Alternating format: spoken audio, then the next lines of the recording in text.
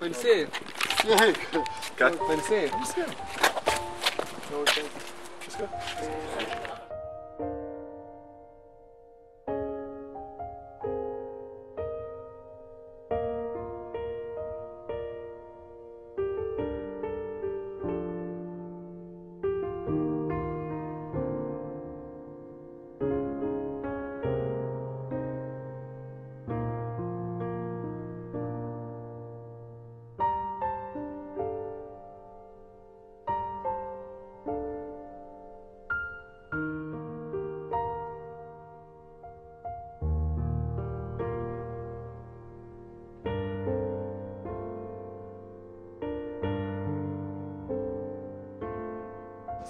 Jonas Valančiūnas, toli pas jį prie tritaškio linijos išeina Arnas Beinsas, Mantas Kalnietis pranėrė pro du varžovus.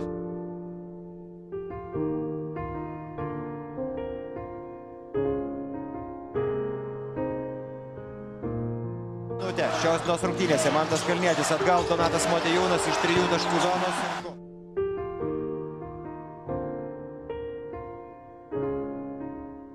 Kalnietis ant parketo ir atrodo jis skaudžiai susidūrė su gruzinu ir tai yra Zaza Pačulija.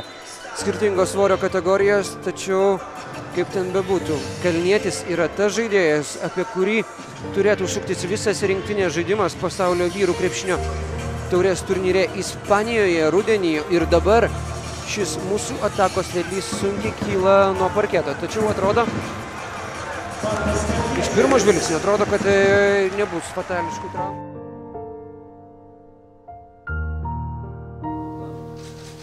Gerai, viskas gerai, pamirškite tą reikalą.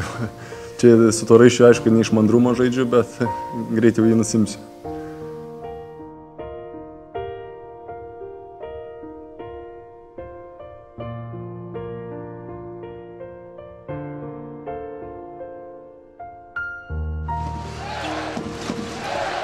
Nori žaisti ir žaidžia su Jonu Valančiūnu. Mantas Kalnietis ir pirmasis.